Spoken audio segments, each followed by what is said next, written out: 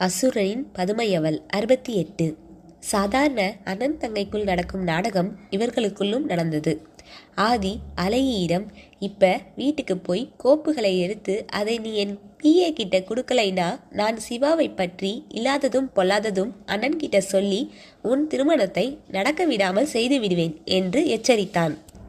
அவன் நிச்சயமாக அவ்வாறு செய்யப்போவது இல்லை. தன் வேலையாக வேண்டியே அவன் அவ்வாறு பேசினான். இது அழகிக்கும் தெரியாமல் இல்லை. ஆனால் அவள் அவசரம் எல்லாம் வேகமாக கோவில் சென்று அங்கு சிவாவை வர வைப்பதிலேயே இருந்தது. அவன் இவ்வாறு சொன்ன பிறகுதான் அழகி வீரவசனம் பேசிவிட்டு அவனை பிளாக்கும் செய்தாள். வடபழனியில் இருக்கும் முருகன் கோவிலுக்கு சென்றவள் தன் கைப்பையை எடுத்துக்கொண்டு உள்ளே சென்றாள். அங்கு ஒரு ஓரத்தில் அமர்ந்தவள் சிவாவை அலைபேசி மூலம் தொடர்பு கொண்டாள். அந்த பக்கம் அழைப்பை எடுத்தவன், உனக்கு ஏதாவது பிரச்சனையா? இந்த நேரத்தில் எதுக்காக கால் பண்ற என்று அவளை பேச விடாமல் அவனே பேச ஆரம்பித்தான். இப்பவே வடபழனியில் இருக்கும் முருகன் கோவிலுக்கு நீங்க வரணும் சிவா என்றாள் நிர்மலான குரலில். என்ன, வடபழனி முருகன் கோவிலுக்கா? விளையாடாத அழகி. இன்னைக்கு எனக்கு ஒரு முக்கியமான டெண்டர் ஏலம் இருக்குது. அது உனக்கும் தெரியும் தானே? அப்படி இருந்தும் சும்மா ஊர் சுத்த எதுக்கு என கூப்பிடுற என்று எரிச்சல் அடைந்தான். என் மீது நிஜமாவே காதல் இருந்தா நீங்க இங்க வரணும் சிவா என்று பிடிவாதம் பிடித்தாள். சிவா தன்னை விட்டு சென்று விடுவானோ என்ற பயம் அவளுக்கு மன அழுத்தமாக மாறியது. அதனால் வந்த வினையால் தான் அவள் இவ்வாறு பேசிக்கொண்டு இருக்கின்றாள். அனல்விழியை பற்றிய பயத்திலேயே உழண்டு கொண்டிருந்த ஆம்பலால் அழகியின் இந்த மாற்றத்தை கண்டுபிடிக்க முடியவில்லை. ஹேய், லூசு மாதிரி பேசாத, என்னால் எங்கும் வர முடியாது என்று கராராக சொன்னான். அப்ப என் மீது துளியும் காதல் இல்லை அப்படிதானே என்றால் ஒரு மாதிரியான குரலில். எப்போதும் அழகி இப்படி பேசுபவள் அல்ல. சிவா எப்போதும் அழகியை கூட்டிக் கொண்டு பார்க் பீச் என்று சுத்துபவனும் அல்ல. அவனின் வேலையை உணர்ந்து அழகியும் நடந்து கொள்வாள். இப்போது திடீரென்று அவள் அடம் பிடிக்கவே, என் தங்கைக்கு இருக்கும் பிடிவாதம் உனக்கும் ஒட்டிவிட்டதா அழகி? என்னால் வர முடியாதுன்னு சொல்றேன்ல. நான் அவ்வளவு சொல்லியும் பிடிவாதம் பிடிக்கிற? உனக்கு கோவிலுக்கு போகணும்னா உன் வீட்டில் வேலை வெட்டி இல்லாமல் இருப்பாளே என் அருமை தங்கை, அவளை கூட்டிட்டு போ, இப்ப வை என்று சட்டென்று அலைபேசியை அணைத்தான். அதில் பல்லை கடித்தபடி தன் கோபத்தை அடக்கி கொண்டு இருந்தவள் மறுபடியும் அவனுக்கு அழைத்தாள். அவனோ எடுத்ததும், ஹேய், உனக்கு ஒரு தடவை சொன்னால் புரியாதா? காதலிக்கும் போதே இப்படியெல்லாம் பண்ற, திருமணம் நட்டு நடந்துருச்சுன்னா என்னவெல்லாம் பண்ணுவ என்றவன் அவளுக்கு சற்றும் குறையாத சினத்தில் பேசினான். தன் கோபத்தை கட்டுக்குள் கொண்டு வந்தவள், பேசிட்டீங்களா சிவா என்று சொல்லி நிறுத்தியவள் கொஞ்சம் இடைவேளை விட்டு, இப்ப என்னை நீ பார்க்க வரலைனா இப்போது என்னிடம் நீ பேசுவதுதான் கடைசி பேச்சாக இருக்கும் என்றவள் மரியாதையை கைவிட்டு சிவாவை மிரட்டினாள். சரி, இனி பேசாத. நீ பேசாமல் இருந்தால் எனக்கு நிம்மதிதான் என்ற அவனின் பேச்சுக்கு அவன் இந்நேரம் அவள் முன்னால் மட்டும் நின்றிருந்தால் அவனை தன் கண்களாலே பஸ்பமாக்கியிருப்பாள். அப்படிதான் இருந்தது அவளின் பார்வை. நான் சொல்வது உனக்கு புரியலையா? இதுதான் என் கடைசி பேச்சு என்றாள் அழுத்தமாக. அப்போதுதான் அவள் தன்னை அழைக்கும் வேற்றுமையை உணர்ந்தவன், என்னடி கொஞ்சம் இடம் கொடுத்த அவன் இவன்னு பேசுற? உனக்கு கொஞ்சமும் மரியாதை இல்லை. நேரில் வந்தால் உன் மூஞ்சி முகரையெல்லாம் பேர்த்து விடுவேன், ஜாக்கிரதை என்று கோபமாக கர்ஜித்தான். பொறுமை இழந்த அழகி, இப்ப நீ வரலைனா நான் பூச்சி மருந்த குடிச்சிடுவேன் என்று இப்போதுதான் அவனுக்கு புரியும்படி பேசினாள். அதை கேட்டு ஒரு கணம் அப்படியே அதிர்ந்து விட்டவன், அழகி, உனக்கு என்ன பிரச்சனை?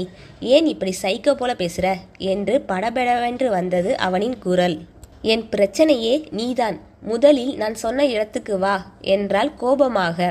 உடல் நடுங்க, இதோ வரேன் வரேன், ஆனா நீ எந்தவித விபரீத முடிவும் எடுத்துக்கூடாது என்று பேசிவிட்டு வேகமாக தன் மகிழுந்தை எடுத்துக்கொண்டு அவள் சொன்ன இடத்தை நோக்கி புறப்பட்டான் சிவா. அவனிடம் பேசிவிட்டு வைத்த அழகி, சிவாவும் இங்கு வந்துவிட்டால் போதும், நான் நினைத்தது எல்லாம் நடந்துவிடும் என்று நினைத்தவளுக்கு அனைத்தும் சரியாக நடக்க வேண்டுமே என்ற படபடப்பும் வந்தது. மதிய நேரம் சரியாக 12 மணிக்கு கோயிலின் நடையை அடைக்க ஆயத்தமாயினர். அச்சோ, இதை எப்படி நான் மறந்தேன் என்று மெதுவாக எழுந்து வெளியே சென்றவள் மகிழுந்தில் சென்று அமர்ந்து சிவாவிற்கு காத்திருக்க ஆரம்பித்தாள். அவன் இருக்கும் இடத்தில் இருந்து இங்கு வர குறைந்தது 2 மணி நேரமாவது ஆகும். எவ்வளவு நேரம் அப்படியே அமர்ந்திருந்தாளோ அப்படியே கண்ணயர்ந்தாள். சரியாக 2 மணி நேரம் கழித்து அடித்து பிடித்து அங்கே ஓடி வந்தான் சிவா. அங்கு கோவில் பூட்டி கிடப்பதை பார்த்து பதறியவன் வேகமாக அழகியை தொடர்பு கொண்டான்.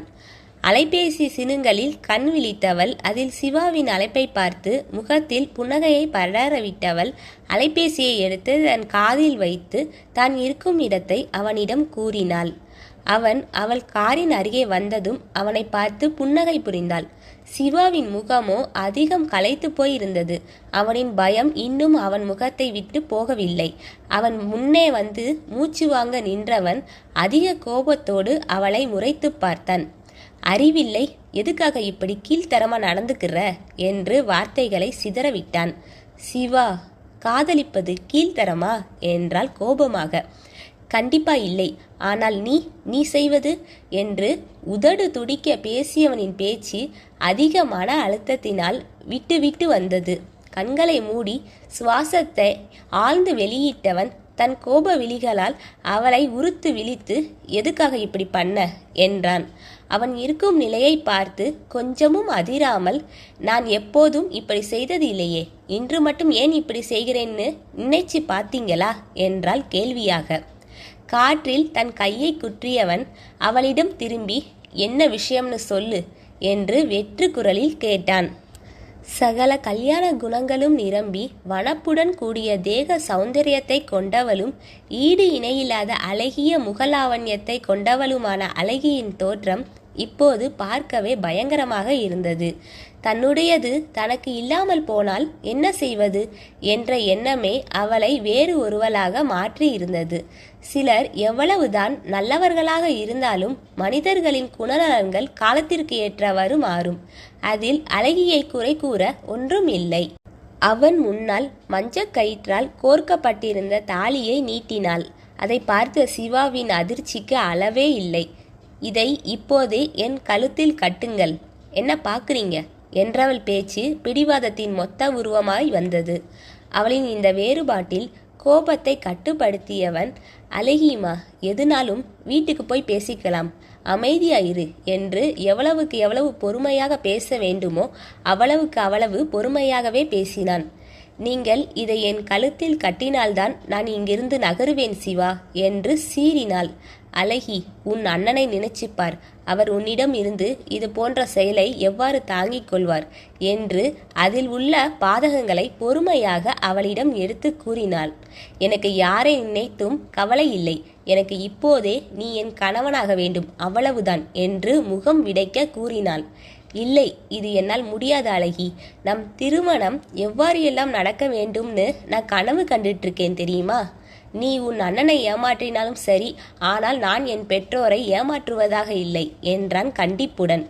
திடீரென்று பைத்தியக்காரி போல் சிரித்தவள், இப்பதானே புரியுது உங்களின் சூட்சமம். என்ன சிவா, என்னை ஏமாற்றிவிட்டு வேறு பெண்ணை திருமணம் செய்யலாம்னு முடிவு எடுத்துட்டீங்க போல என்றாள் பரிகாசமாக. மெல்லியதாக சிரித்தவன், இத்தனை வருடங்களாக உன்மேல் நான் வைத்த அன்பு பல மடங்கு பெருகி இருக்கு அழகி. ஆனால் உனக்கு அப்படி கிடையாது போல. நீ மிக சுலபமாக என் மீது சந்தேகம் அடைந்து விட்டாய்தானே என்றான் தன் கைகளை கட்டிக்கொண்டு. வீண் பேச்சு வேண்டாம் சிவா, இப்போது முடிவாக என்ன சொல்றீங்க என்றால் மிரட்டலாக. இப்போதே என்னால் உன்னை அடித்து இங்கிருந்து இழுத்து செல்ல முடியும் அழகி. ஆனால் நானோ உன் உணர்வுகளுக்கு மதிப்பு கொடுத்து போய் அமைதியாக நின்று பேசிக்கிட்டு இருக்கேன். தன் தோளில் தொங்கிய கைப்பையில் எதையோ தேடியவள் அது கிடைத்ததும் அதை எடுத்து சிவாவின் முன்னே நீட்டினாள். ஒரு கையில் தாலி இருந்தது என்றால் இன்னொரு கையிலோ விஷ பாட்டில் இருந்தது. சிவா எதுவும் பேசுவதற்கு முன்னால் எங்கிருந்தோ வந்த அனல்விழி அழகியின் கன்னத்தில் ஓங்கி அறைந்திருந்தான்.